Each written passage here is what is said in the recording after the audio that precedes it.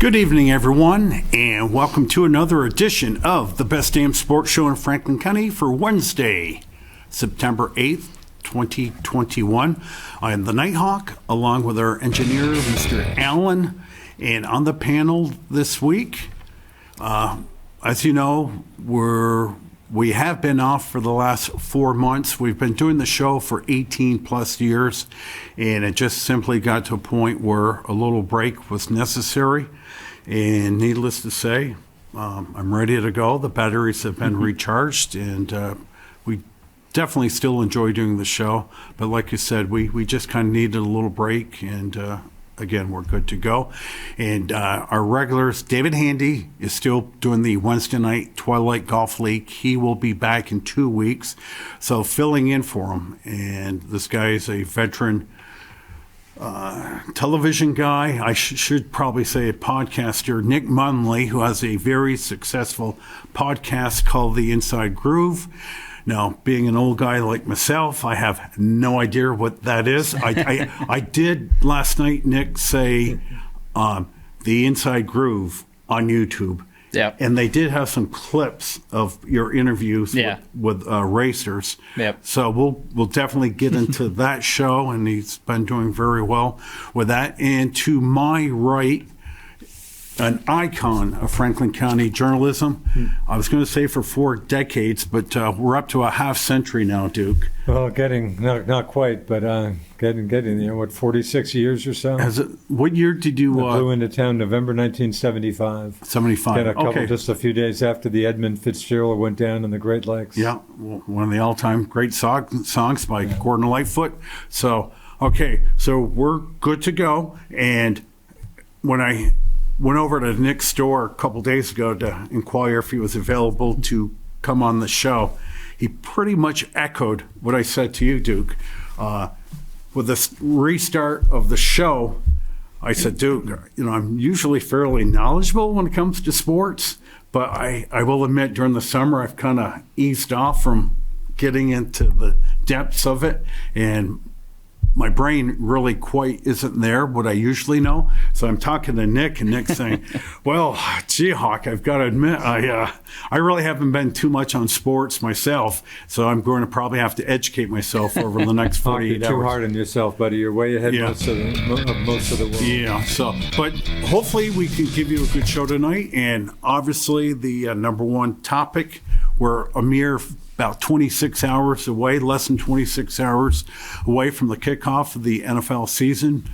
And I am going to give you my first Nighthawk guarantee. Now, if you folks out there need extra money, I'm telling you right now, the football game Thursday night should be a good one. Dallas Cowboys in the Super Bowl champs, Tampa Bay Buccaneer. That's at Tampa? At Tampa. Now, I was shocked by this.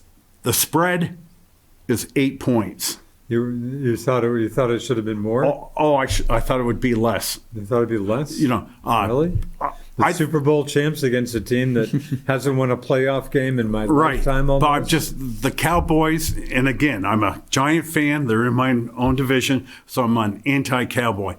However, that offense might very well, they're all healthy right now, might very well be the number one offense of all football. That's in the Cowboys. Yeah, Dak Prescott is a very good quarterback. Zeke Elliott, probably top 3 running backs in football. And their stable of wide receivers, so CeeDee Lamb, Michael Gallup, and Amari Cooper. I mean, you won't get 3 better receivers on one team than that. So it's an 8-point spread. I'm not telling you who's going to win, but I'm going to tell you right now, the Cowboys will beat the spread on this game. Yeah, and it's interesting to me. The Cowboys are one of the most interesting teams to me this season because there's so much to watch for. You remember Dak Prescott went down just before the midway point last year, and the team didn't look the same after that. Amari Cooper really struggled. Ezekiel Elliott looked like he was kind of on the downhill slide in his career. So tomorrow night, watching this game, I'm going to be really interested in watching how this Dallas offense goes because, like you said, on paper, they're the best offense in football, and I don't think that that's really a discussion. But I want to see if Zeke Elliott can bounce back after not having a quarterback to kind of pull the defense away from the line of scrimmage there. And if Amari Cooper can get back going, and obviously most important, if Dak Prescott can, get back to where he was before the absolutely gruesome ankle injury that he had early last year against the Giants. Yeah, with all things being equal, when you get a backup quarterback in there, which was Andy Dalton, who certainly a better than average backup quarterback, longtime starter of the Cincinnati Bengals. But the offense went down. Of course, the Cowboys, the only question is the D. Right. Okay. Their defense is not very good. So what about the track rank? You guys are being way too kind on the Cowboys. What about their track record? They've done nothing for decades. Have I missed something? No, you have not missed a thing. Why are you giving them so because much? I'm only focusing. How much credibility do the Cowboys have? I think they have a ton. If that team can stay healthy. When's the last time they won a game? Credibility doesn't matter. What are the Tampa Bay Buccaneers before last year? They have the. Well, they were without Brady last year. Right. But that roster was still there. They just didn't have the track record of ever being good at all. I think the Cowboys are overhyped a lot, and that's probably the point you're getting at, which I completely understand. America's team, right? There's a difference from 10 years ago when it was Tony Romo and Miles Austin and not much else on that team, and people were saying, okay, this is a Super Bowl team. That's one thing. Dak Prescott's a top 10 quarterback in the NFL, I believe. And they finally paid Dak. Yeah. Having lost probably a third of the Amazon rainforest over stories about Dak and whether they would re-up him. They finally did pay the guy, right? I mean, they've got Zeke Elliott, who, if he can return to form, is like Rick said, it's top five running back. They were on Hard Knocks on HBO, which the fifth and final show was on last night. And Zeke looks good. Now, all I can say is show me. Yeah. I'll believe it when I see it. Yeah, which is absolutely fair. I will tell you, NFL is not season to season. It literally is week to week. And the thing right now is the Cowboys are healthy. And are the Bucs a better team? Sure they are. But again, I'm only talking the 8-point spread, which is quite a bit. Yeah, I personally, on paper, with the Cowboys fully healthy, and the Buccaneers, Tom Brady has kind of a shaky track record in these Thursday night games off of a championship. I think he's won about half of them. I think 8 is almost a little bit wide.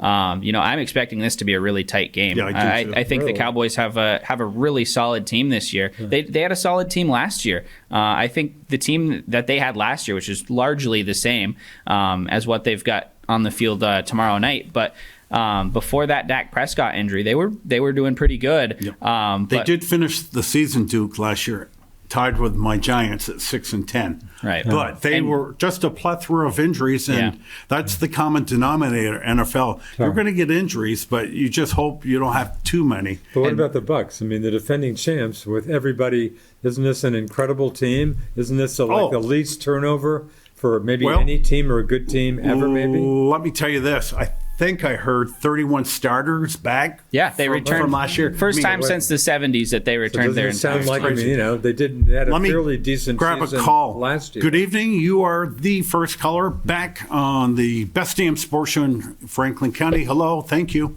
Well, good evening, guys. Hey, Glad good to hear your voice. Back. You guys should be well rested. That we are. After hearing the Dallas Cowboy and Tampa Bay review from your Nighthawk, I think you must have been living in a cave for 4 months. Now, Dallas, their offense is not too bad at all, but their defense, they gave up more points than anybody else in football. They drafted heavy on defense, but they're young, unproven players. Now, the last football game I saw Brady dismantle a strong Kansas City team that was star-studded. Everything Kansas City tried to do, Tampa Bay won better them. I mean, if that game would have went 6 quarters, Tampa Bay would have beat Kansas City by 40 points. Dallas they're good on paper on offense, but they've had no rhythm for 2 or 3 years. they're going to have to get continuity there. And again, that defense, a lot of new players are young. They've got to learn how to play football. So I guess the bottom line is, call me after the show, Nighthawk, and let me know how much you want to wager. Again, I'm on the 8-point spread, so you would have to give me 8 points. In a heartbeat. Okay. In a heartbeat. I'd be tempted to do the same if I were a betting man. Okay. Yeah, I hear you, Bobby. Well, next week, and I will tell you up front, I am a I told you so kind of guy. So that's how I'll lead the show off next week. I told you so. Oh, definitely. Now, caller, I do have a question for you.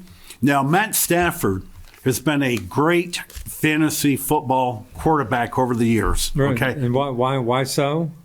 Just because fantasy football means nothing to me. Because the thing about Detroit was they'd always fall behind, and he's always passing. He'd accumulate a lot of fantasy points. Great for us fantasy football players that chose him. However, the big trade to the Rams.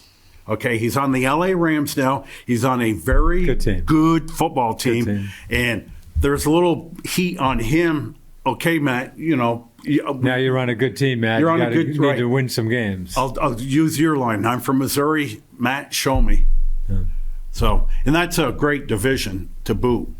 You got Arizona with Murray at quarterback. You've got Russell Wilson, one of the top 5 quarterbacks of Seattle. Yeah, tough division. Very tough. And the 49ers. And the Niners. 49ers. Not a bad team. Yeah.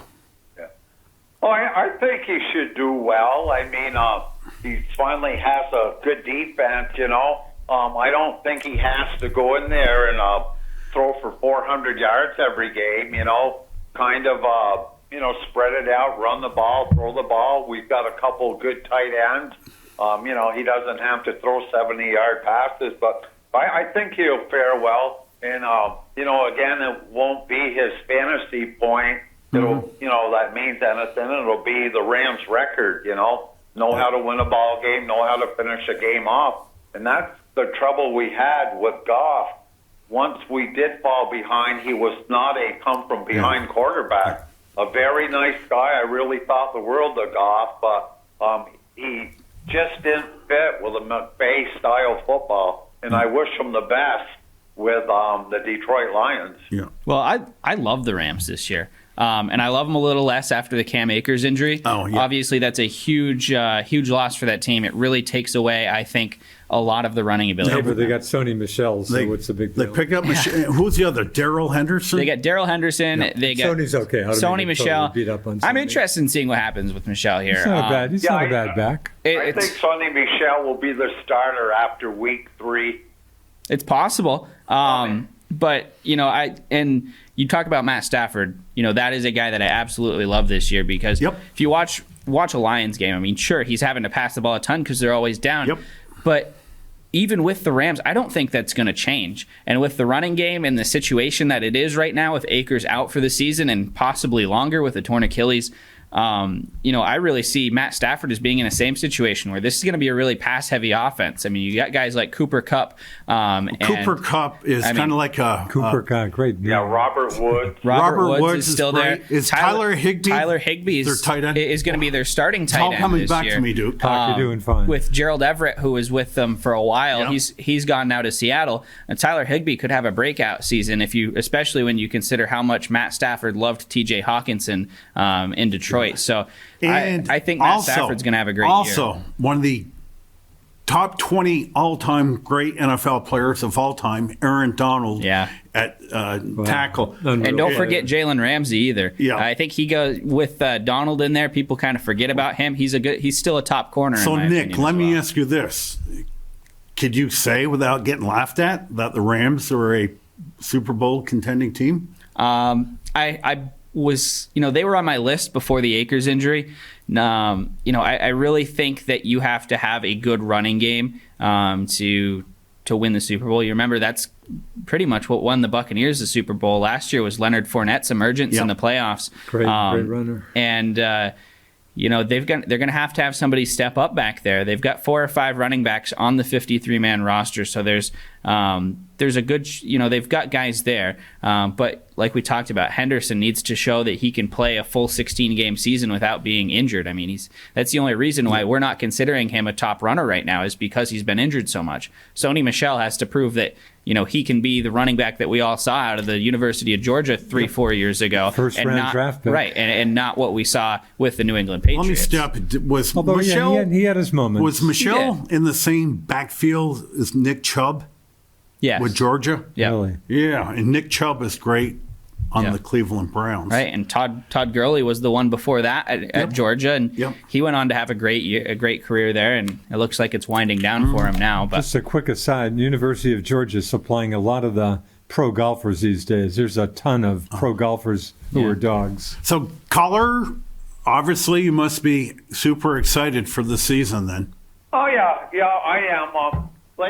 You can't go in there and win the Super Bowl all the time, but I just like a team that contends, plays well every week, and at least makes it to the playoffs. Yeah, I don't think they'll have a problem winning the division. I think for running back, the cream will rise to the top as the season progresses. And, there's probably a couple question marks here, but it always seems like when your top running back gets hurt and knocked out for a season, somebody else comes along and steals the job.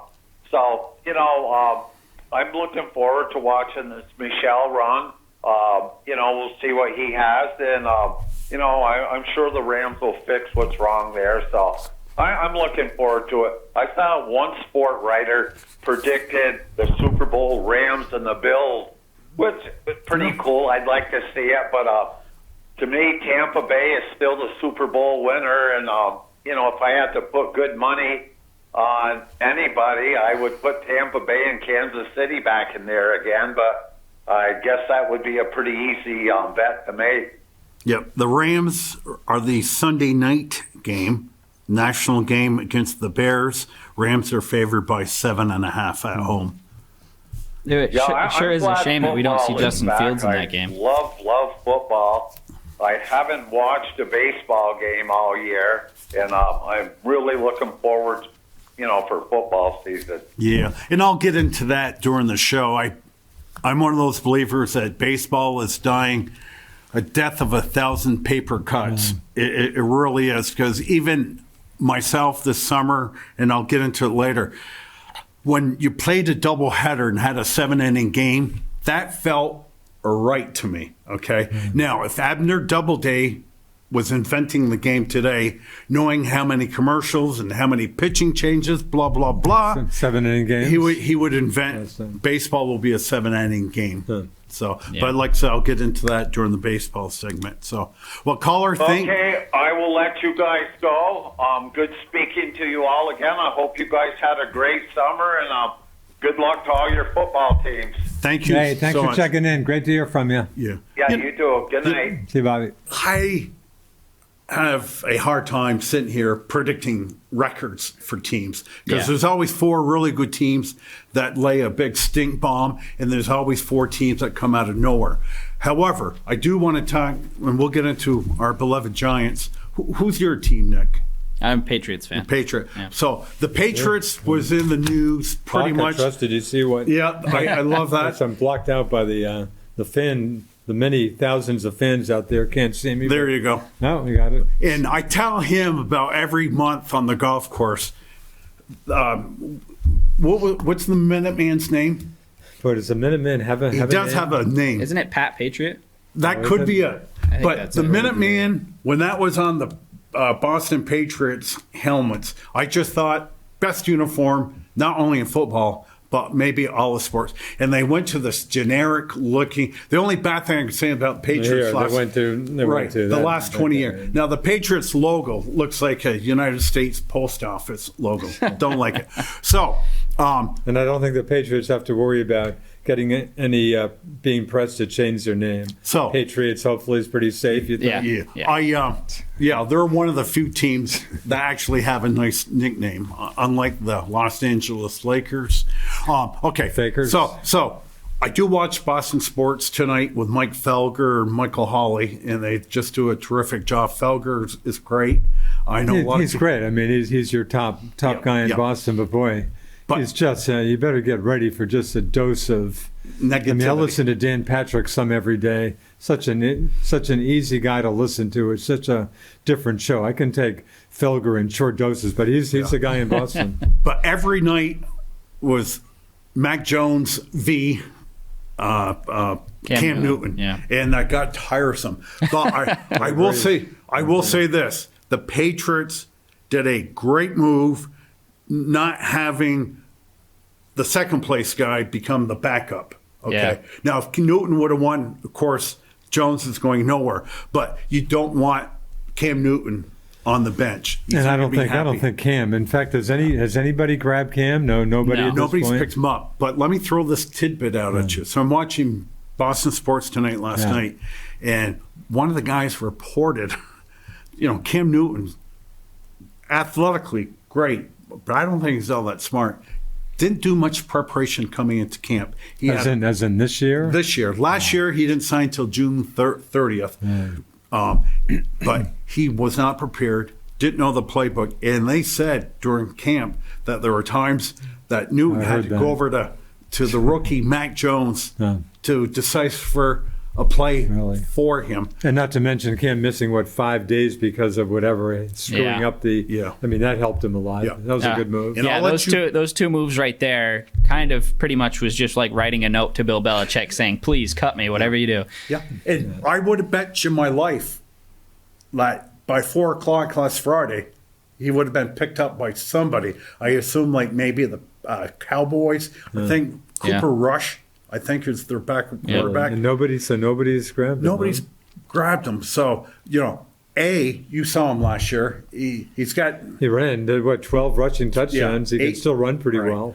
But nobody picked him up. Terrible. So, He can't pass. I think the Patriots an extremely well-balanced team. Yeah, I like the team. makeup of this team.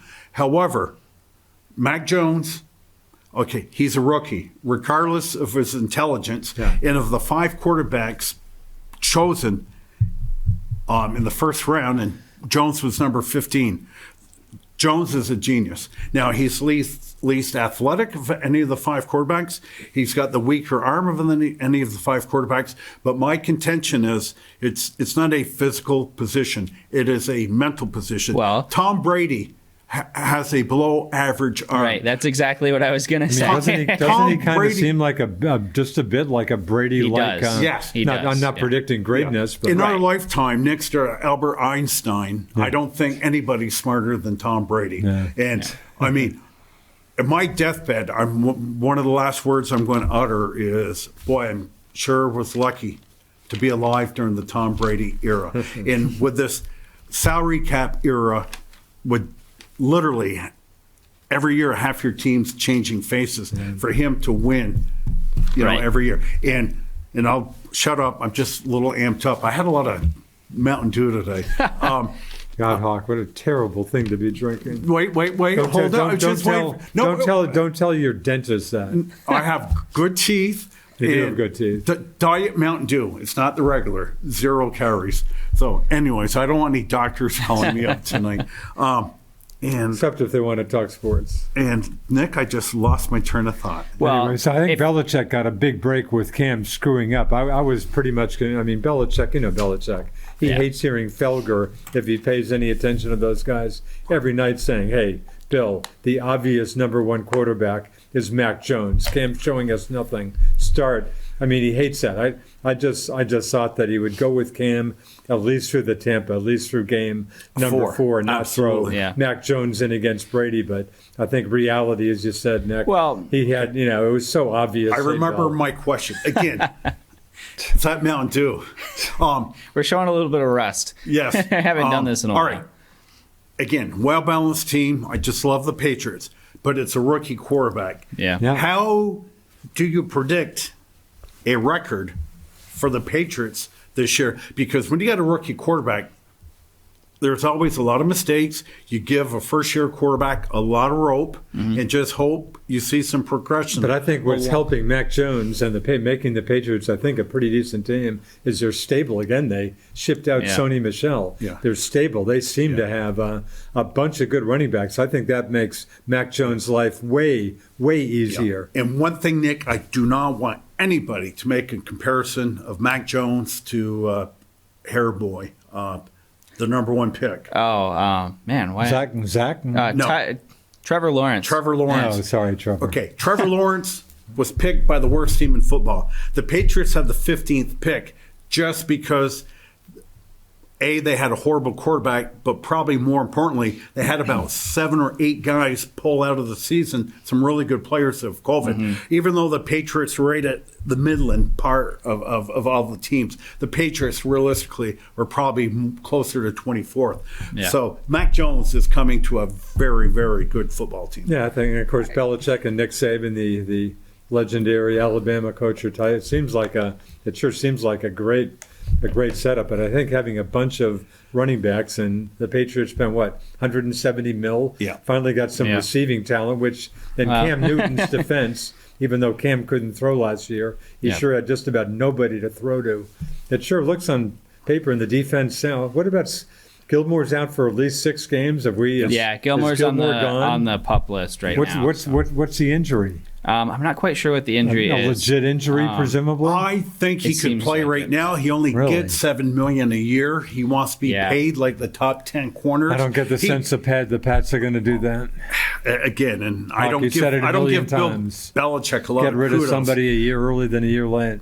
You stole my line. I don't think they're paying Stephon Gilmore big Stephon buckos. Gilmore's 31 years old. The number 1 position when you just fall off the table is cornerback. Yeah. And they did the right thing by putting him on the PUP.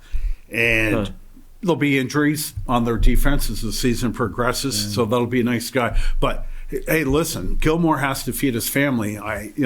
God knows how difficult it is to put food on the table getting only $7 million a year. But, again, he wants around $15 million. 31. That's the number. It's not a good Nick, number. you don't think the Pats are going to pay him big buckos, do you? I would be shocked. It would be more surprising to me if the Patriots re-signed Stephon Gilmore over the Red Sox re-signing or bringing back Mookie Betts. I think it's that kind of situation.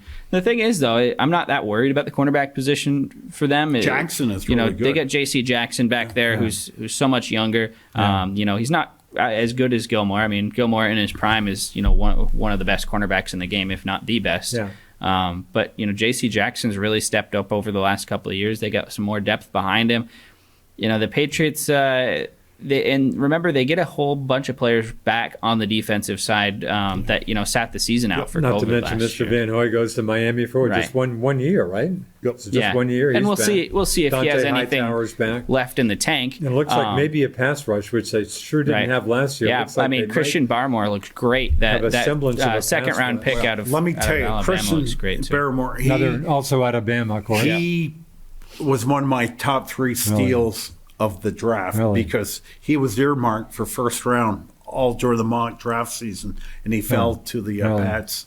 And he's looked great so far. Yeah. They've been raving about him. On paper, it sure looks like, again, given a rookie quarterback, and as you say, not going to be perfect, but it sure looks like a pretty decent team. Yeah. Well, Aside I'm hearing from some Buffalo- people saying with Cam Newton gone and Mac Jones looking so good, I'm now hearing kind of a reverse. Everybody's saying, wow, the Pats look real. This looks like a really good team. Some people are saying, well, we don't mean to overhype it. Maybe we went a little. Well, it looks like a good team. Mac Jones was the better quarterback in camp. For sure. And the Patriots were kind of faced with this difficult decision because, you sit here and you say Cam Newton or Mac Jones. You could bench Mac Jones until, week 4 or the whole season or whatever, but really, realistically, how much is Mac Jones learning from Cam Newton? These are 2 completely different style quarterbacks. Yeah. The offense is completely different. The plays, everything's going to be different that they run on the offensive side of the ball with Cam Newton under center over Mac Jones. So did it really make sense for Mac Jones to learn from a quarterback like Cam Newton, who is not only completely different, but clearly doesn't have the ability that he had 5 or 6 years ago? So, you could put Mac Jones behind him, but what's he going to learn? Yeah. Or you could put Cam Newton behind Mac Jones and let him run the offense. But obviously Cam is, the big name guy, and he's not going to want to be a backup. So, and I think Cam's just waiting right now for somebody to go down with an injury. What does he get from the pay? He gets like $1.5 million or something. He did pocket a few bucks. He didn't re-sign for very much, so it was really incentive based, incentive laden. But I think he walked away with 1.5 mil or something like that. Another thing I like about Mac Jones is we're going back in history. This is your granddaddy's quarterback. Okay, he's not your typical. You look at the other quarterbacks drafted ahead of him, or much more mobile.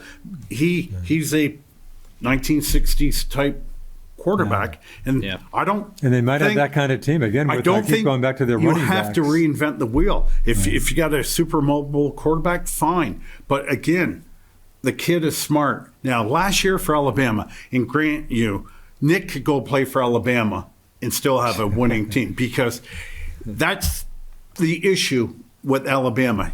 Tell me how many great Alabama quarterbacks there are in the NFL. Right. There isn't any. Just because they're a machine, okay, that you could play for them and still. But he did get 41 touchdowns, 4 interceptions last year, of course. Well, I like to look at it as, who was the last quarterback to come out of Alabama, or the last two? You've got Tua Tagovailoa, you got two, and you've got Jalen Hurts. Jalen Hurts technically went to Oklahoma, but he spent all but 1 year of his college career at Alabama. He lost the job to Tua. Right. Yeah. And they're both. The jury's definitely still out on both of them, but both of them have shown flashes in the NFL. Yeah. But my point, Mac Jones was better than both of them. The last Alabama quarterback to win the Super Bowl was Kenny Stabler, and we're talking 50 years ago. Is that right? Joe Namath won a Super Bowl in 1969, Alabama, and Bart Starr was in Alabama, and he won the first two Super Bowls. My thing with the whole Alabama thing is, you think back to when that dynasty kind of started around like 2007, 2008, right? Think about those Alabama teams for the first 10 or so years of that dynasty. Remember, they were all incredibly defensive. I mean, they won a national championship like 9-6. And now look at ever since really that game against Georgia in the championship, where they were down early in the first half and Tua came in to replace Jalen Hurts. They ultimately came back and won. The last few years since then, Alabama it's flipped the script. I mean, you watched the championship game they played against Ohio State. They were putting up points in bunches. They've done that now for 3 years. That's the difference. Is they've got these good quarterbacks in, they've got these good wide receivers. They have an offense for the first time. Back before, when it was John Parker Wilson, Greg McElroy, and AJ McCarron, these are guys that they were doing enough to keep their head up above water and score them maybe 13 points a game, and they're going to win because their defense is going to allow less than 10. Yeah. It's completely different now. Alabama's defense is not nearly as good, but their offense is their bread and butter, and that's why the quarterbacks have been better. You look at in the NFL, all the Alabama receivers, there's a ton of them out there. Yep. And running backs too. Yep. So I do want to ask you guys, put you on the spot. And again, I just don't have a feel to predict the Patriots' record. Predict for me. Oh, man. I could see this season going 12-5 if everything works out well with Mac Jones. I could also see them finishing, a couple of games under 500. Yeah. I think that's a little bit more realistic. I think it would be kind of a dream season if they can get to 12 wins. But realistically, tempering expectations with Mac Jones. I know there's a lot of hype out there about him right now since he just won the job. But you've got to be realistic. He was the fourth or fifth quarterback selected in the draft this year. Right? So that 5 years from now, that could mean absolutely nothing. Right. I mean, look at Lamar Jackson and Patrick Mahomes. Look at Mr. Brady, as I recall. He wasn't drafted too highly. No, I don't think he was a first-round pick. But 199. But Nick, you're speaking like a lot of pundits. Well, it could be this or it could be that. So I need a hard number. I would lean towards. You're on tape now, so it's tough because they added that extra game. So I'm kind of I'll go with 10. I was going to say 11-6. I'm being 10-7. Yeah, 10-7. 9-8. I think would be a good number for me. I think they'll be a little bit above 500 this year. I'm not going in as a fan with Super Bowl expectations, and I'm just trying to be realistic this year. It's a good they thing. they get an extra home game. How do they figure? I assume next year they that's but right. the Pats do get the extra home game this And year. the good thing with the Patriots is Brady had his entire career the weak American East. Now, Buffalo's a great team, obviously, but the Jets with a brand new Justin Wilson quarterback, Yep. 5 wins maybe if they're lucky.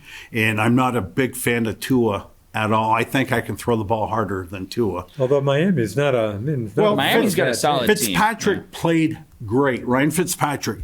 And this was a really good team last year. But they were looking to the future, and they pulled Ryan out of the starting position. Right. He was not happy because Don't blame him. he was having an MVP-type season. Yeah. Of course, he's the starting quarterback for the Right. Washington team this year. But that's 4 wins, automatic wins for the Patriots right there. And I'm going to Well, don't ever forget the Patriots playing in Miami. Hawk, Feels the like they've Miami's lost been that torturing. game. What are you talking about for automatic? I wouldn't call Miami look an at the automatic recent win, record. yeah. Miami beat them again. Miami's been beating them routinely. They've been at least splitting one for a game. few years now, even back That's to not when 2 Brady was on the automatic team. wins. again, I'm just not a Tua guy. I don't. Yeah. I mean, Should be 3 wins against Two the is Jets in interesting to Miami. me. I like to not try to judge quarterbacks too hard after their rookie I year. agree. There's an opportunity for him to make that big leap in camp. And in the preseason, and we'll see on Sunday, I guess, at 4:25 whether or not he did. Thank you for a late game, although of course it conflicts right. with U.S. Open men's tennis final. Okay. Novak probably going for his 21st major win. Okay. You'll have to get another TV. All right. So this leads into my Duke. Okay, you gave. I've finally gotten back into tennis. I'm US Open's been great. Mr. Vanilla. Yeah. I'm going 9-8. Yeah. But I'm not going to stand here and defend my position just because, again, with a rookie Yeah, that's not a quarterback. crazy. That's not a crazy. Yeah. Yeah, pick. seems like we're all. I think Richard, you said 10, and both of us said 9. No, so that's a fair I think pick. we're all kind of in the same boat. How do you feel about the spread this weekend? I'm not even 3 points. 3 points for the. I think the Patriots. I think the Patriots will cover that. Oh, I do too. Yeah. I think that's another way to pick up some Yeah, more so cash. I would say the Pen. Obviously, like to think they'll cover. I would think they'll cover. I hope. Yeah. But it's also, Mac Jones could come out and throw 4 interceptions, and they could lose 15-0. Oh, So, and we haven't, of course, a name we haven't mentioned. Not surprisingly, poor Jared Stidham never got a. Yeah, I've just seen him on PUP. Is he even on the team? yeah, he's hurt right now. I Brian think Hoyer, of course, is a backup quarterback. well, they cut Brian Hoyer. They cut Really? Brian. Hoyer about 10 minutes after they cut Cam Newton. Oh, I didn't. Which they did. I'm Who, out of curiosity, is a backup quarterback? the backup quarterback. Oh man, I know. They cut Brian Hoyer, really? Yeah, Okay, I didn't know that. I know they brought in. I'll look. Boy, I Gil- swear that sounds weird They because brought I thought in I've Gil been. Gilbert from the Cowboys. who Garrett was Gilbert, cut. yep. I don't know if they signed him. You sure, Nick? You're sure of that, huh? Sure of it. Yeah. Really? They Well, cut Hoyer? The kid's got I some know. technology here. So, I'm stunned to hear that because he knows the Patriots so well. well, I'll He's be just- honest with you, Duke. Yeah. I'm kind of. I didn't know he was cut either. Wow. Hoyer is known as a mentor, Sure. and with a Well, rookie quarterback like that, I'm stunned. I'm stunned by that. and getting back to Stidham, and I've often Poor wondered guy. where he never really got a chance, and he probably should have played a lot more Yeah, last he year. never got a chance. But the answer I always got was, "Hey, they see him every day in practice. They know who he is." Well, for me, it's Jarrett Stidham falls kind of in the same boat of all those backup quarterbacks that the Patriots have drafted in the middle rounds throughout the years. I mean, Yeah. do we feel bad for Danny Etling because he didn't make the team? I mean, no. I mean, Jarrett Stidham's been in this locker room for a while now. Bill Belichick, if there was something there, he would have known by now. I still feel bad for the kid that he got almost no chance to show. But I hear you. Well, yeah, and I mean, it's one of those things where just because he had moderate success in college, he's a middle round pick. I mean, it comes down to that. No middle round pick, no first round pick is guaranteed a roster spot after 2 years. I see it for Jarrett Stidham as we didn't get to really see a whole lot of him, and I think what we did see was slightly underwhelming. And the Patriots obviously got to see a lot more in practice over the last few years, and now he's seriously injured, it seems. And at that point, it kind of becomes the Patriots So have to do something. Where did that injury come from? I'm not sure. It must have been So, some Nick, things was in it From camp. this so camp? Was it this year even? I'm not sure. I've known you for a number of years. However, I'm not believing you about Brian Hoyer. I am going to have to see some documentation here. I'm soon. really, that me see. news is so stunning. I find that hard to believe also. Yeah. It's called a credibility factor, Nick, and you might have just lost it live. Nick, you're 100% sure of that? Let's see. That just sounds it just sounds crazy to me, especially since I assume they need a backup quarterback. Well, I think I missed something here.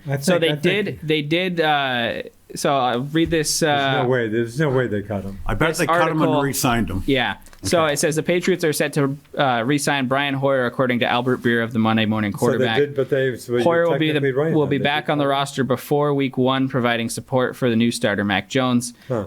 Patriots stunned many by releasing Cam Newton on Tuesday and raised eyebrows further by dropping Hoyer, especially since Jarrett Stidham is on the reserve/pup list. So, yeah, they did Interesting. ultimately sign him back. But I had read that they cut him, so No, that's guess what I maybe was you're going right. off of. So why would they? Just because they needed to free up another It's body initially or something? Money, because the Or Giants did that to a couple players where they cut them and said, Psh, we got to get through and they money? I re-signed guess they them. weren't too worried about anybody else grabbing him, obviously. Right.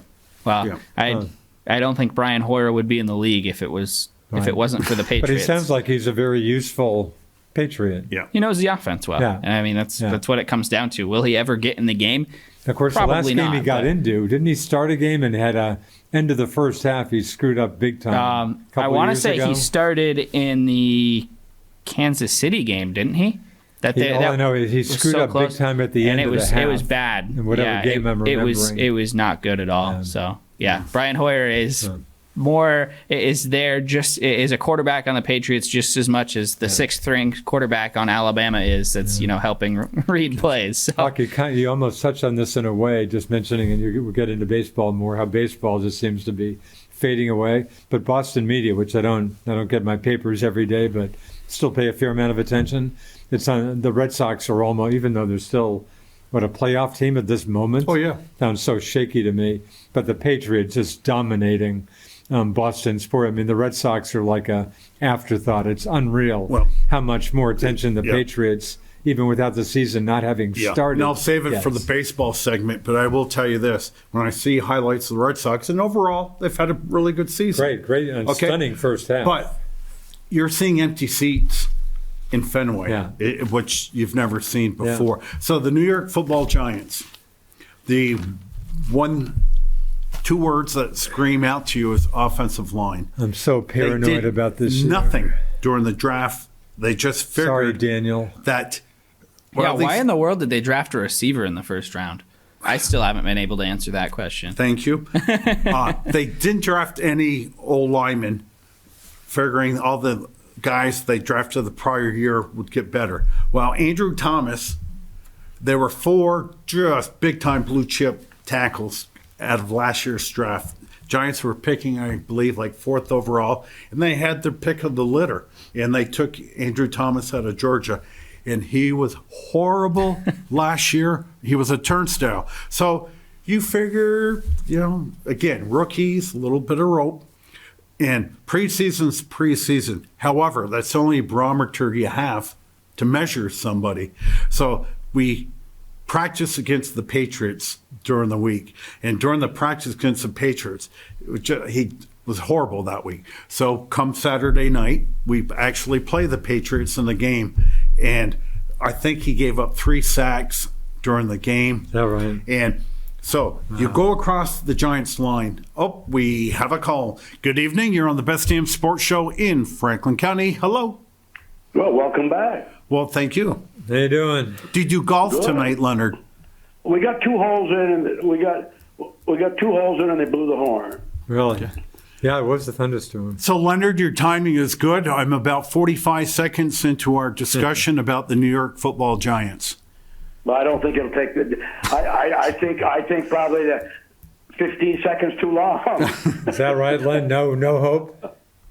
Oh well, I think the defense actually will be. They'll be probably better than at least half the teams in the NFL. Their defense, but their offense still. I mean, the the line is, as Nighthawk was referring to there. I mean, they've made no improvements, and you can't. How can they not know, do that? You can't. It is what it is. You can't put lipstick on a pig. I'm sorry. Yeah. And, you know what's scary, Leonard? Do you know what's scary? Yesterday, they made their depth chart, and Matt Pert, the supposed right tackle, is not our starting right tackle. Nate Soldier will be the starting right tackle. Is that right? But I think you'll see a lot of him still. Yeah, he'll come in. But we made 2 trades last week for offensive linemen. We picked 2 offensive linemen off the waiver wire. I mean, just for depth. For depth. And I'm going to say it. A win in September counts just as much as a win in December. Yeah. I really hate to be playing with a Tinker Toys this late into preseason. And then you got Saquon Barkley, who's had one good year, and and you got 2 quarterbacks that were drafted that they could have drafted had they not drafted Saquon, and the one's the guy from Buffalo, right? Josh Allen. Yep. Right. And there's another one who they've both done very well. Yeah, we've been over that a lot last year. You'd never, ever draft a But quarterback. isn't Mr. Gettleman under as much pressure as absolutely. Daniel Jones, and maybe a lot more? This will be it for him. Yeah, this year. if they don't make the playoffs, guarantee he'll be gone. But Barkley was a bad pick. And I still think when healthy, probably is the best running back in football. However, it's all about the offensive line. Give me 6 inches, okay, and I can get through a line.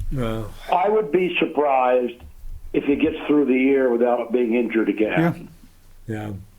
He runs with such reckless abandon, and that's his style. Maybe he won't now because of coming back from the injury. But I have my son got me on trivia last night, baseball. Okay.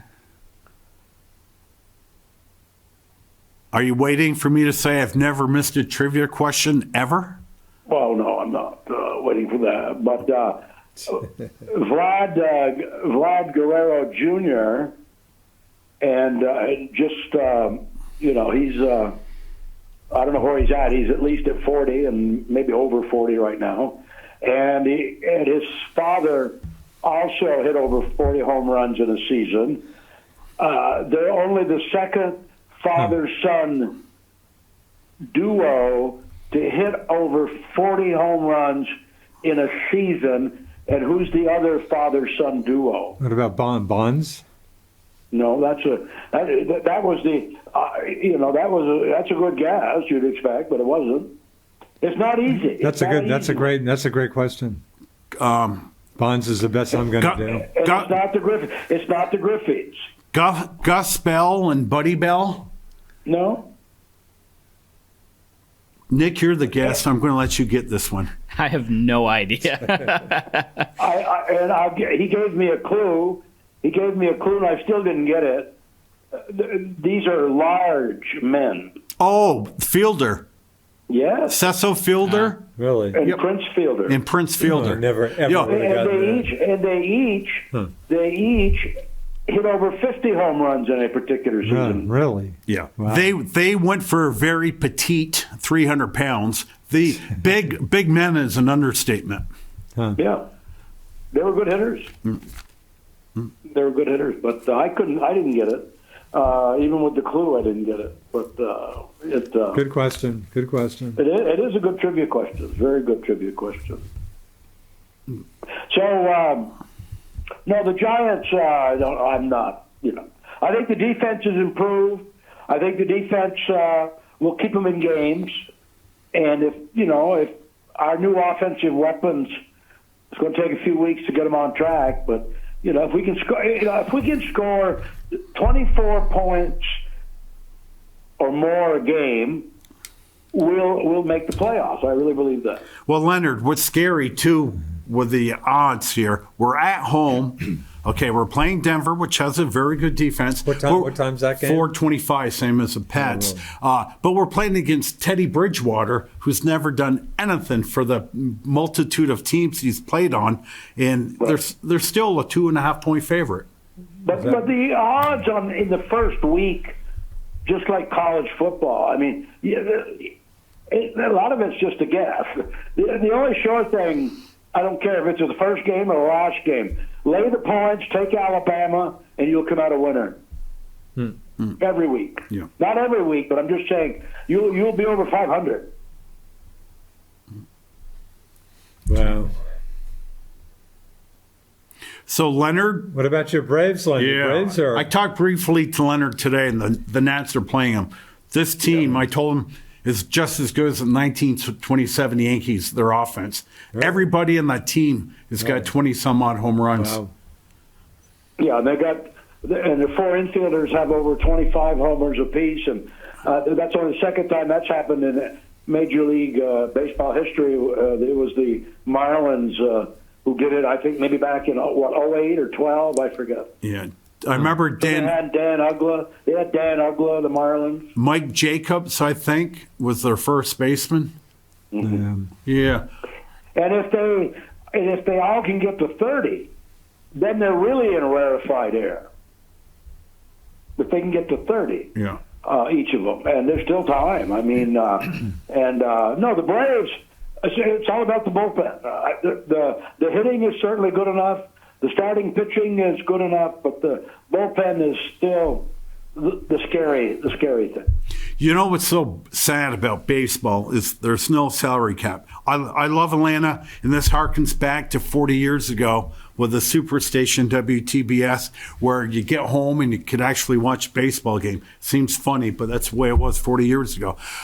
Atlanta's a fun team to watch.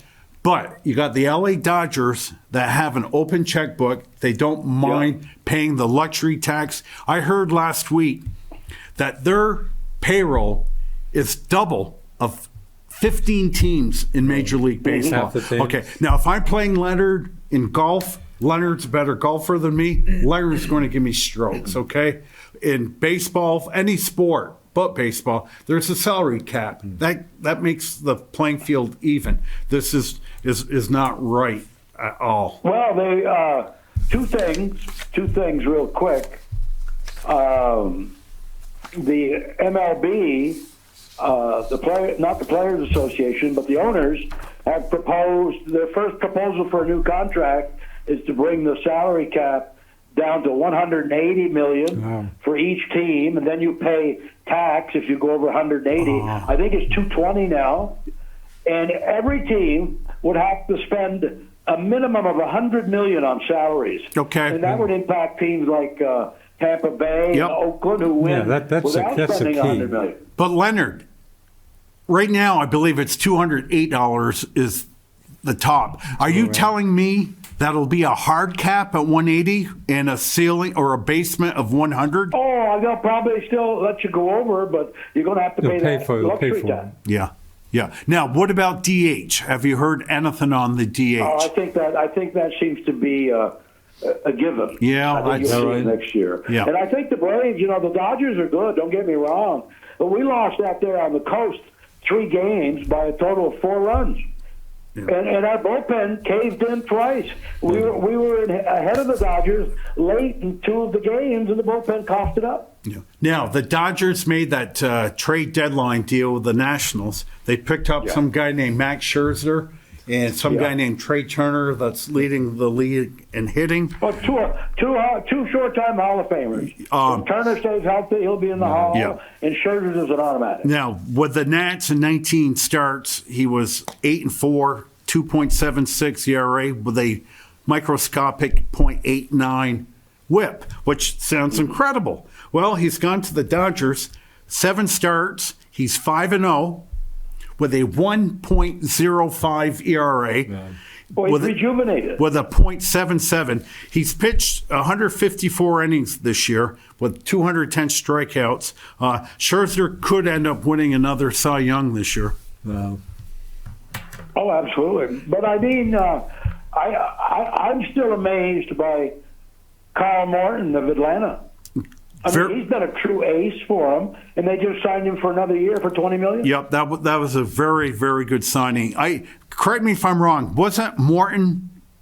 Didn't he come up through? The Braves drafted him. Yeah, the Braves drafted him. Then I think he went to Pittsburgh after that. Yeah, he was nothing. Yeah. Until he got into his 30s. Yeah. So, Leonard, let me tell you something. All of baseball, there are only 11 players hitting above 300.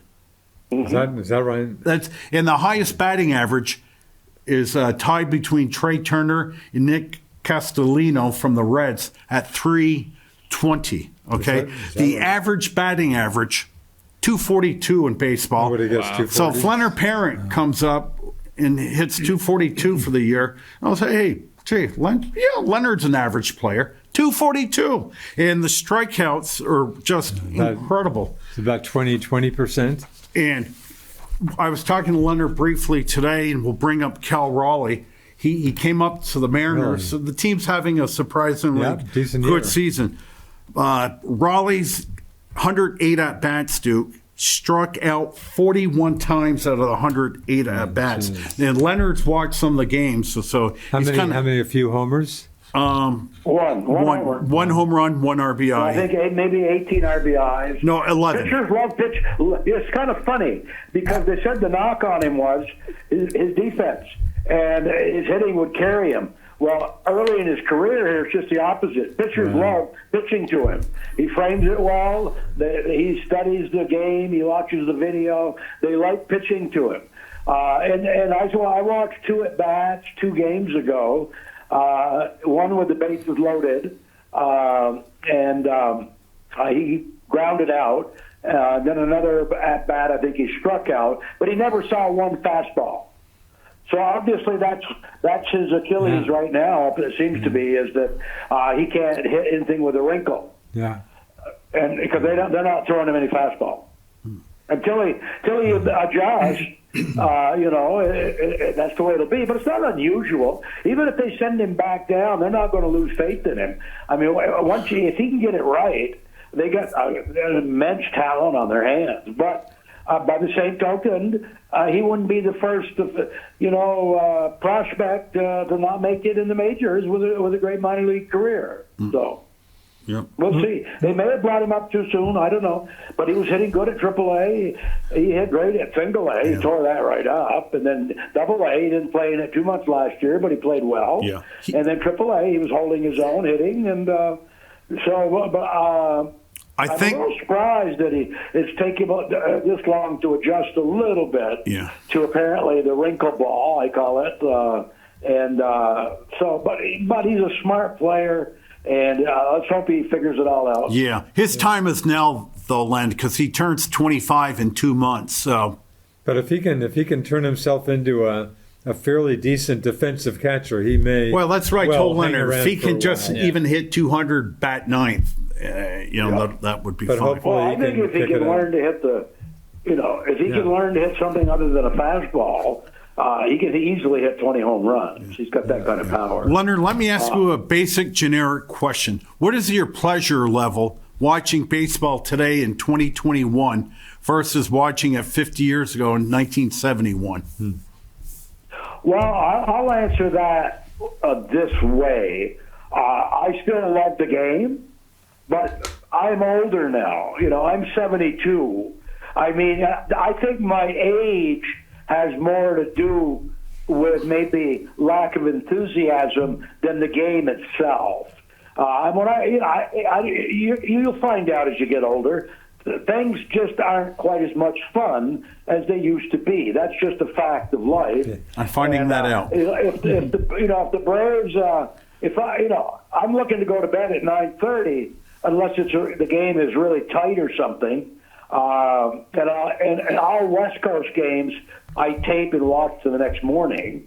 But I still love the game. I just think my advanced years make me it makes it a little less enjoyable. Not the game. The drama is still there. God, there's plenty of talent. But so I'd say I liked it more 50 years ago because I was 22. Yeah. But you know what? Leonard? If somebody struck out 80, 90 times a year, Back then, they would say, the kid's not ready for Major League Baseball. He strikes out too much. And we're getting people, Hey, 175. hit 30 homers. We don't care if you strike out 200 times. And on the Nationals game, they were talking about this 300 thing that I was talking about. And they say people don't even pay attention to batting averages anymore. People don't care about batting averages anymore. The question you asked Leonard, as I've told you a bunch of times on the golf, just a strikeout situation. I'm enjoying baseball. Forget I'm almost as old as Leonard. I don't see it as Leonard does it, but the strikeout situation has made me just so. But Duke, I just mentioned Scherzer, ridiculous, 210 strikeouts and 154. That's nuts. Insane. That's what's souring me on baseball. I don't think it's my old age, but the strikeout issue is really souring me on baseball. Well, I mean, I used to watch every single Red Sox game, or most of them. And now you don't. I haven't watched a game all year. Our first caller tonight has not watched a single inning of Red Sox not baseball. one game. Yeah, I mean, I've kind of kept up with them. I knew that they were ahead in the standings early in the year and kind of surpassing expectations, and then things started to fall apart, and now they're back to third in the standings, and the Yankees were bad, and now the Yankees were good for a little bit, and now they're bad again. Yeah. So I know that much, but I couldn't tell you. I've never stopped watching. I still watch. I have that interest. Right. I thought the question I was asked, do I enjoy it? I do. I enjoyed it more when I was 22, but I'll still stick to the fact that I'm older. But I still watch my team. Yeah. And every morning on the internet, I check the AAA team for the Braves, the AA team, the single A team, and a high A team. I check all the box score. Wow. So I still like my team. And I'm going to go to the TV here and watch them in just a little bit. And, and I'll watch them as long as I can stay awake. Yep. And that's exactly what I'll do. My team watch every second of your Nats. We're the fifth worst team in baseball, and I watch every single game. Wow. I'm like Leonard. We record our game and we watch it later in the evening. Yep. Yeah. But again, I don't. I don't know about you, Richard. We're pretty close to the same age, but I find it a lot easier to fall asleep on my recliner now than I did 50 years ago. Yeah, 9 out of 10 nights I'm up watching. Of course, I want you to find the Montreal State. Have you given that any? I know you've asked me.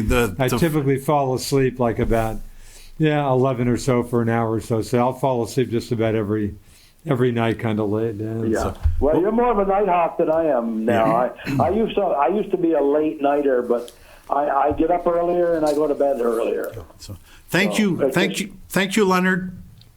Oh, thank you, and good luck. Welcome back. Okay, thanks. Leonard, thanks for calling, buddy. We'll see you. Bye-bye. Duke, a few more baseball tidbits. Yeah. Between my Mountain Dews today, I did put some research into this. Your good friend. Have you got the strikeout rate? Is it about 20% of batter? That I didn't get, but your very good friend, Jackie Bradley Jr., he signed over the winter a 2-year, $24 million contract with the Brewers. So what does $12 million a year get you? Okay, Mr. Jackie Bradley is hitting 169. Wow. Okay, 6 home runs, 29 RBIs, 354 at-bats. Duke, do the math. 116 strikeouts. Yeah. That's nearly a strikeout in every third batting. Over a third. That is horrible. Is that right? 160. I remember when he was just so promising, and he was. Well, I think even last year for the Red Sox, I think he might have been close to about 250. He ate 283 last year. 283. Yeah. Wow. But he's he's 31. He's a lifetime 231 hitter. Right. When I was watching more regularly, I would watch Jackie Bradley. I expect him to hit in the bottom third of the order and provide great defense out in center field. His defense. I always said that I would pay Jackie Bradley Jr. $6 to $10 million a year to win a Gold Glove in center field and hit 220. Yeah. And he's still a great defender, but the way it works with Gold Gloves, whatever it is, you still have to hit. They will just not pay attention to Jackie Bradley. Now, another fella, Francisco Lindor. Mets picked him up. Boy, impressive year for him. In a trade this spring. Right away, he had 1 year remaining on his contract. Oh, Lindor, we don't want to lose you. So they give him, easy math here, 10-year contract for $341 million, $34.1 million a year. So, people, what does $34.1 million get you now? He is hitting .227, okay? 13 home runs, 46 RBIs. Be wise with your money. Right. Now, well, the other thing I think about when I think of these, 10+ year contracts that these guys are getting, we talk about all the time about how baseball is declining so quickly. Is that gonna, how is that, this $350 million gonna affect teams in 10 years? What is the landscape of baseball going to look like in 10 years if it keeps declining at the current rate? I mean, I think that's a serious question that needs to be asked. It's not going to fall off the table, but as I said beginning of the show, it's dying 1,000 paper cuts, whatever that expression is. Yeah. Steven Strasburg, 2 years ago, they had Anthony Rendon or Strasburg. Okay, who do they sign? Pitching is 80% of baseball. Always sign the pitcher. Rendon went to the Angels for the same exact contract as Strasburg signed. 7 years, $245 million, equaling $35 million a year. Steven Strasburg, between last year and this year, has pitched a total of 28 innings. 28 innings. Weren't we telling the same story at the beginning of his career as well? Yeah. And you look at his stats, they're all great. Okay, but he just doesn't pitch. So he's made $70 million the last 2 years for pitching 28 innings. How much is that? Which is the equivalent to four games. The last year he had carpal tunnel injury, and I think there was some neck nerve damage this year. So, beware. So about 17, 18 mil a game. Hey, Yeah. Wow, that's on. So I want to hit Nick, but I do want to make a grievance here. UVM's building $100+ million sports. I hadn't even thought of that for months. Okay. Is that in fact? Is it underway? They're working on it. Yeah. But the Free Press that should be giving a monthly update. That newspaper is just a shadow of itself. They might be too. They might have 2 sports writers left. Yeah. It's like watching Channel 3 News. I think they have 1. Every other month. I think they might have 2 because I actually in front of me, if you want to hear their take on BFA's first football game. I did read that. Now, Celine MacArthur, the lovely Celine, she left Channel 3 really last week. Thursday was her last night. She's going down to Fort Myers to be an investigative reporter for the local station. When was her last night? Last Thursday. No, I didn't catch all the that. reporters now. Wow. The kids don't shave. I mean, they're young. I think they're just out of college. Yeah. No, WCAX, all the local stations, the program. Just turnover. The program I was in at Linden, a lot of the kids that I knew that were juniors and seniors when I was there now are 24, 25-year-old reporters for WCAX. Yep. So is that right? Some of the kids. They last 6 to 12 months. Who, Nick? Cam. There's a Cam Smith, maybe, or Cam somebody? I'm not sure. I can't remember any of the names right now. But if on the rare chance that I watch the news, it's all right. You recognize some of these folks. I'm like, hey, that kid was a couple of years older than me in college. Yeah. But, So is that right? Gee, I'm sorry I missed your departure. Yeah. And Celine's partner, young guy, Don Amato, he left during the summer. Mike McEwen. Mike, after many years. Left after 20 years. I did see his last show, I think. Yeah. But Don Amato, he's gone too? Don Amato's gone, too. I didn't know he was gone. Because Ike Ben David has turned into their new late-night anchor. They had an African-American reporter that kind of had a top job doing Burlington City. She's gone. Chiefs history as well. And they're just children. God bless them. Good luck in your career. Yeah. But it's just... So, anyways, my complaint is... Here it is, September 8th. I usually have my hockey tickets in hand with a schedule. Nothing. I've got nothing. I don't know a thing about... We're talking training camp, a week or 2 away for hockey? Yeah, I bet they're already practicing. Really? In fact, I know they are because the season starts in about a month. Really? Yeah, absolutely. Wow. So, boy, I can't believe the show. Okay, I've got Nick Mumley here. And Nick, we love your present. Okay. We love your present. well, after the show, I'm going to try to get him for next week. But he has a podcast, and I want a little history. It's The Inside Groove, and I know nothing about auto racing, but I know the genesis of The Inside Groove was here at the then, not channel 1079, but channel 15. It was 15 when we were here. Right. Yeah. So you and Dustin Tanner had the show here at channel 15. You left here, went to a very short-term local radio station, Yeah. which I don't know what happened. No They were idea. here today, gone tomorrow. Yep. So you did it on radio.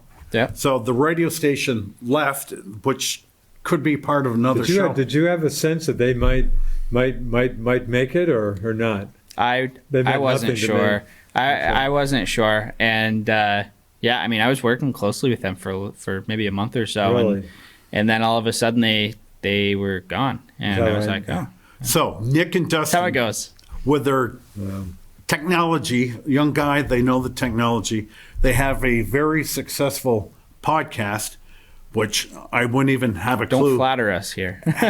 how to do a podcast. But I did tell Nick when I went to the store Monday, like, I've got to call Comcast and drop all my movie channels and blah. I'm paying over $300 a month And if now. you call them, please ask them what they did with the 3 Montreal stations. Okay. Well, 2 of which I care about. And I told Nick that I watch a lot of YouTube shows, podcasts, which a lot of them are better than network shows. Yeah. And a lot of them are just horrible, horrible shows. People that can't talk, and it's just funny to watch it. But you get on your favorite shows. Like, there's 2 cruise shows I watch religiously every single night. Montreal Canadiens, so every night. And this is what I'm watching now. So anyways, Nick, so you went from TV to radio. Now you're on podcast. Go.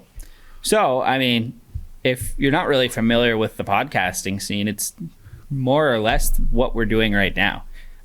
It is the reason why I do a podcast now with Dustin, instead of, having a show like this on the radio. I sit down, we record on Tuesday nights. Most of my Tuesday, once I get home from work, is dedicated towards, putting this podcast together, making sure we have a guest and editing it up and making sure it sounds good before it gets uploaded onto our website. The great thing about it that I love is that I get to sit down in my house.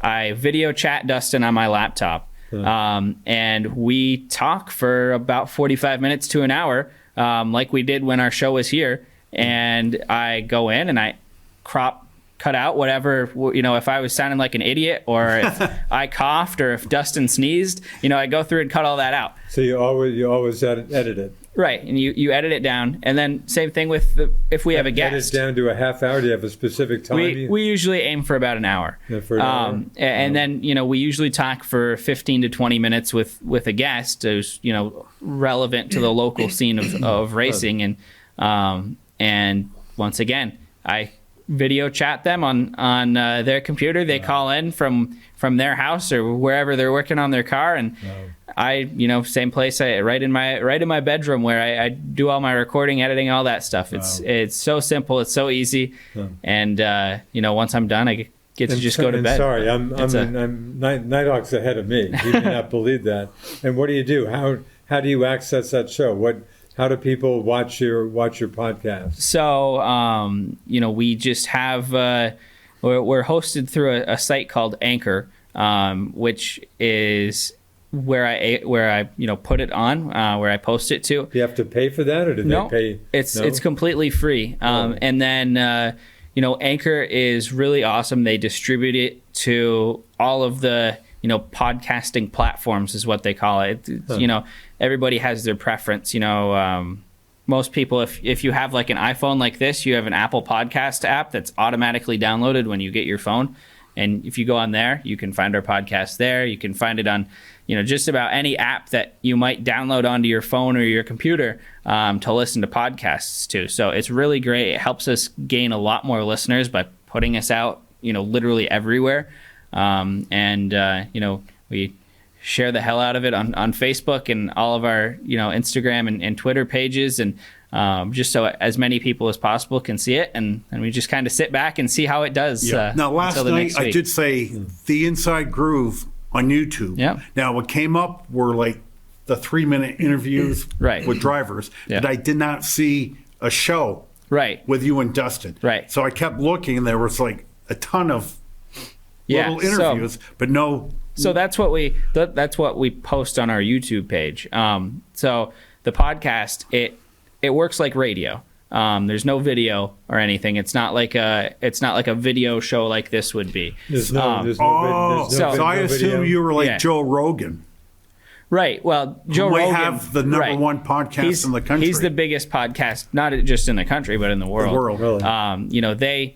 They do the same thing, but they also have cameras set up like we do right now. So it's available, if you want to watch them talk or if you want to drive down the road and listen to them talk. So you guys are just audio. We're just audio for now. I don't think we want a nice camera set up inside my house. How many? Same what's with the word? us. Not followers. How many folk do you know? How many folks who watch you? Do you know how many? Yeah, no, What's the term I want? Not followers, but what? listeners. Listeners. Yeah, I mean, so on Facebook is kind of our main reason of communication, and we have about 3,000 followers on Facebook. And are they all over? Are they all over the country, world? Or? They're for the most part they are local to the area because what we cover is Thunder Road, and tracks that are around in New England and drivers that are around in New Do you England. routinely go down to Thunder Road races there? Are you joking? He's We're there. there. We're there every week. Every week. I go. should go. I I should go down there one time. Yeah, I go there. I go to Thunder Road probably about 20 times a year. Really? And various other tracks. Overall, I've probably been to 30 or 40 races Is the this governor summer. still racing regularly there? Yeah. Yep. I remember last year there was some incident. I don't remember what it was at Thunder Road.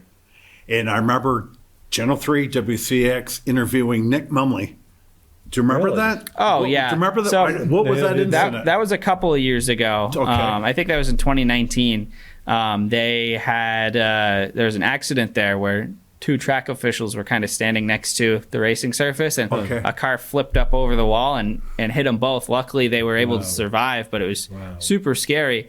And for whatever reason, Channel 3, Channel 5, Channel 22 didn't happen to be there that day, and I was the only media person at the track, and really? so I think I was on all three of those channels that Did they night. come after you? Or did you call them? No, they saw my stuff Really? on social media, and Wow. obviously, I have good relationships with all the people there from Right. working the same events, whether it's at UVM or Thunder Road over the years. Wow. So yeah, they all reached I out. assume they made some safety improvements to the track after Yeah. that, I'm sure. Yeah, Now, the guy that owns Thunder Road, half owner, yeah, is the guy we bought the land, yeah. Pat Malone. Patrick Malone. Patrick Malone. Yeah, this property right here, when I was on the board of directors. Who also, of course, bought the Energizer plant property, Yes. I believe. Yeah, and he owns all Franklin Park West, and Yeah.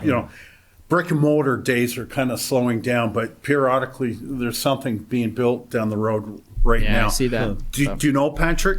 I've actually never met Patrick, but it's really perfect. Let me tell you about Patrick Malone. Okay, so in the course of getting this building built, Didn't he show up in a helicopter or something? I had a meeting with him, myself and former executive director Elizabeth Malone. So I said, we'll meet you at the property, again, before it was built. So Elizabeth and I are standing here on the road, and all of a sudden, freaking helicopter parks. He hops out of it, and there he is. So we have about a 22-minute meeting. Right? He's back on That's his fun, copter, and I think he lives in the Montpelier area. Yeah. No. Pat Malone owns more or less about half of the property, the business properties in Vermont. But like I was saying, it's an incredibly perfect combination they have there, because you have Pat who owns the property that's on Thunder Road, and so it's in good hands. He grew up a race fan, so he's never going to try to sell it. His co-owner is Chris Michaud, who has one of the most successful track records as a driver in Thunder Road history. He was a fan favorite for years, and one of the most respected drivers of all time at Thunder Road. in the late 90s and early 2000s, it was the rivalry at Thunder Road from a competition standpoint was Phil Scott and Chris Michaud. Really? And so for Chris runs the day-to-day operations and makes sure everybody's in line and everything's running smoothly on Thursday nights, while Pat kind of oversees everything. But the track record of those two is unprecedented for. Let me ask you this Vermont. question: with the generalization of all sports, attendance dipping, how are things down in Thunder Road? They're great, especially since Are they pretty much diehard fans that are going to come no matter what? What, Yeah. what are we talking for attendance on a Thursday night, roughly? usually on a Thursday night, if it's a smaller show, it might be 3,000 to 5,000. Yeah. Are you kidding me? That's what I would have guessed, probably. Wow. And if there's, sometimes they'll have a NASCAR driver come and race, or, they'll have a fireworks show. I think the fireworks show this year probably brought close to 6 or 7. Really? But Didn't Richard Petty show up some years Richard Petty back? was there about 10 years ago, yeah. I mean, Kyle Busch has raced there, Tony Really? Stewart, Clint Boyer, all the great. the top names in NASCAR. Why? Why do they get a little check to come? No, so believe it or not, a lot of these guys love to race Small track. small tracks Yeah, and really. kind of get back to their roots, because at one They all point started. at one point in their life, that's Yep. where they started. Yeah, So that's great. it's kind of a cool thing. And this year Ryan Preece came up, and he's not a huge name in NASCAR, but he's won races. He races regularly in the NASCAR Cup Series. And I mean, what a great guy he was. He was super down to earth, and raced really hard, raced really well. And that brought a lot of people into the stands, and I'll tell you, he was there for longer than he needed to be, signing things, making Wow. sure every single fan That's that great. wanted to meet him got a chance to meet him. Right, I And love to hear stories right, like that. that's what makes stock car racing more special to me than any other sport, is that the drivers, even once they get all the way to the top, most of them are never too big to come back down and recognize where they great came to hear from. that. So how did a young guy like you get turned on to auto racing, and how old were you when you got the bug? Oh man, And I couldn't have been. How did that happen? I was I think I was 5, maybe 6 Really? at the time, and it was on TV one day, and I started watching it, and of course 5-6-year-old boy loves anything with an engine. Yeah. And I don't know, something about it hooked me, and a couple years later we found out about Thunder Road and started going down there, and I always really enjoyed that place growing up, and when I went to go start this show, I wanted to go there and see what we could do, and I fell in love with it even further at that point.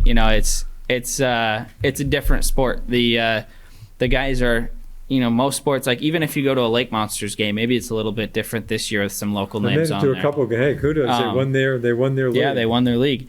But every single one of these guys at Thunder Road is a community member. I mean, these guys hold day jobs. I mean, they're out in their community. Race driver Phil Scott, what does he do for a living? I'm not quite sure. Did he win? Did he win any races this year? He hasn't won yet this year. The last time he won was 2019. Is and he a then good race driver? he's believe it or not, he has the most wins of all time Does he? in the At top Thun- division at Are you Thunder Road. Does he serious? roll? How old is he now?